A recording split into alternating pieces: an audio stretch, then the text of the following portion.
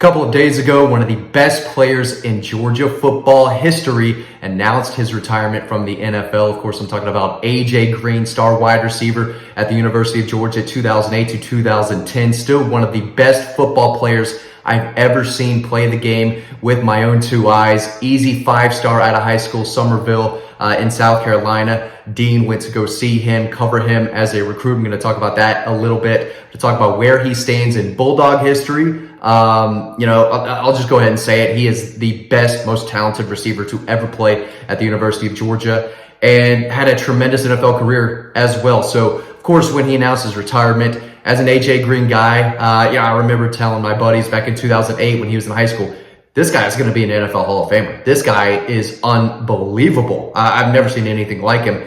And I haven't at Georgia, or we have not seen anything like him at Georgia. George Pickens is probably the only guy from a talent perspective who is in A.J. Green's area, but he's not A.J. Green. He wasn't at Georgia, and he wasn't in high school, and he's not going to be in the NFL either. A.J. Green is a special, special player. And I want to talk about his recruitment real quick, and then we'll dive into the numbers. I have them all right here, but it was him and Julio Jones. Remember 2008? I was in high school that year as well. I graduated in 2008, so in one way, it hurts me that I will never, be able to play in the NFL anymore. If A.J. Green can't do it at 33 years old, I turn 33 in a month.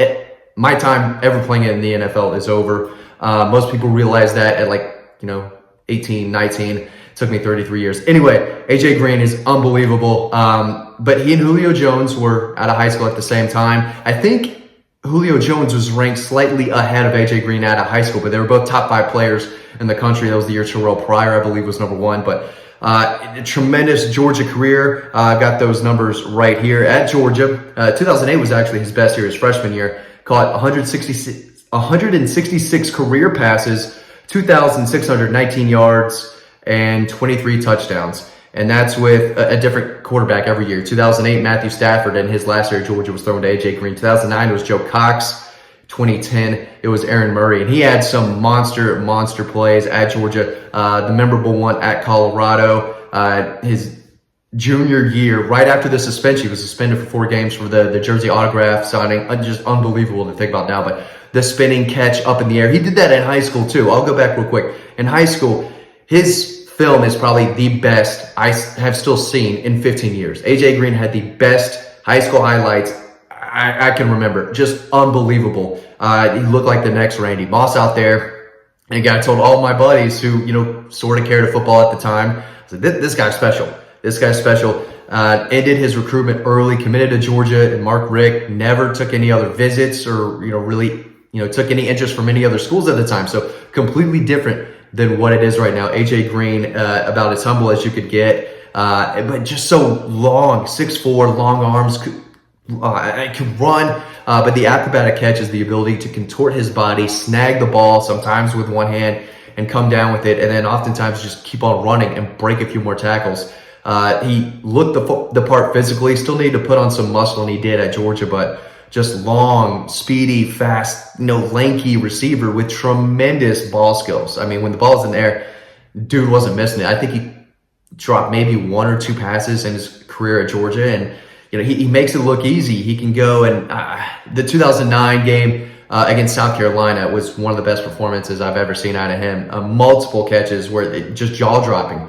But his coming out party was at Arizona State. 2008 season, Matthew Stafford was throwing it to him. It was the A.J. Green show. That was the game Noshawn Marino jumped over, the corner pylon there in Superman style. But A.J. Green was just going up and snagging the ball and just torching those Sun Devil defenders. I mean, after that game, you knew he was a star. He was a star at the University of Georgia 2008. Had some lingering, I don't want to say lingering, but had a little, injury hiccup here and there. I can't remember specifically, but there were a lot of times where he was not 100%. And obviously, he was one of the best wide receivers in college football. And he was picked number 4 overall in the NFL draft. But I remember, thinking he always had it. And this guy was always going to end up as an NFL Hall of Famer. And that kind of presents the question that I have. Is he an NFL Hall of Famer? And I got the numbers right here. Unfortunately, he was drafted by the Bengals, and he had Andy Dalton throwing him the ball. So not an ideal start to your career, but dude had over 1,000 yards receiving in his first 5 seasons. Yes, 5 seasons. Should have had a 6, only had 964 before getting 1,000 yards again in his 7th season. So, close to having his first 7 seasons in the NFL, all 1,000 yards.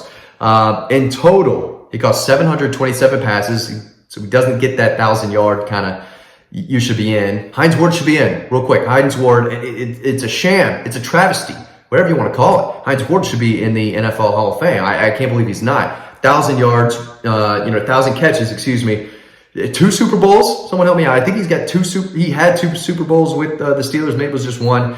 And one of the more physical blockers out there on the edge, in the receiving game. You could run behind him. He would block for other. Dude put guys on their back. That has to go into place. Hines Ward, it is crazy he's not in the NFL Hall of Fame. But he had 1,000 catches. A.J. Green did not. He had 727, 10,514 yards. That's an impressive looking number. And 70 touchdowns. 65 of them came in Cincinnati. His final 2 years in Arizona.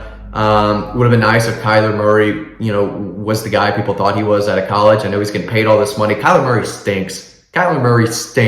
And I always kind of said that. I've never been a Kyler Murray guy. I get why he was drafted number 1 by the Cardinals. And yes, he's a little speed demon running around everywhere, but never thought he understood the game the way he should. And he's not it. He's not a dude. He's not a guy. He's not someone who can lead the Cardinals anywhere close to the Super Bowl. And just always thought he was a tad overrated. So he's not playing well. And A.J. Green's, talent definitely kind of fell off. He's 34. He's 2 years older than I am. But yeah, when you're in your 30s, ask Julio Jones. You're not as fast. You're not as explosive. In the NFL, minutes, milliseconds matter. And when you lose a step or 2, then you significantly drop from a talent perspective, comparatively speaking, in the NFL. So he was not the A.J. Green he was, but in his prime, A.J. Green was unbelievable. And at Georgia, it was clear that the hype was real. The hype out of high school, I'm not sure there was, there were other recruits that, just had that type of hype. Isaiah Crowell was one where everyone couldn't wait to watch Isaiah Crowell play. Jacob Eason was another. A.J. Green was right there as, with the guys with the most hype entering Georgia as a freshman. Trent Thompson, the defensive lineman a few years ago, that didn't work out, but the hype was there for him too, number 1 player in the country. But everyone was excited about A.J. Green, and everyone knew he was going to be very, very good, and he was. And let's go over where he ranks at Georgia before I forget. Most pass receptions in a career. Terrence Edwards is first, 204. Bryce Hunter, 182. Malcolm Mitchell, 174. A.J. Green, 166. So he's 4th in program history in catches, yards gained receiving in a season. He's number 3 in 2008. His freshman year had 963 yards receiving as a freshman, and it's 3rd best in program history. And then in 2010, missing 4 games, he has the number 10 mark here at 848. Receiving yards in a career. Okay, Terrence Edwards, number 1, 3,093. Freddie Gibson, awesome. 2001 to 2004, that guy could really play. Thought he would be a little better with the Steelers in the NFL. He wasn't. A.J. Green comes in at number 3 all-time in school history, 2,619 yards. So he's got the numbers to be number 1 all-time, but talent-wise, he's number 1. There's a little drop-off. Then there's George Pickens. Then there's the rest. And Georgia's had some really good receivers. Obviously, Terrence Edwards has the records now coaching at Milton, trains a lot of these big-time receivers in the state. Maybe his records will get broke one day. He's the only guy to ever have 1,000 yards in a season. A.J. Green almost had it, and probably would have had it if he was able to play a full season as a junior. But the numbers are there, the talent's there. A.J. Green, without a doubt, one of the most talented players at any position to ever play at Georgia. Dude's the real deal. Was a 5-star out of high school, had a 5-star career at Georgia, and I think has borderline Hall of Fame numbers. Not sure he's gonna get in, but man, those first 8 years, I sure thought he was, and I remember telling my buddies out of high school that this guy's going to be special, an NFL Hall of Famer. I've said the same thing about Trevor Lawrence as well. When the first time I saw him as a freshman in high school, I told my buddies, I said, this guy is going to be, I don't know if I said Hall of Fame, but I did say, dude's going to be a Pro Bowl quarterback and just, one of the best in the NFL at some point.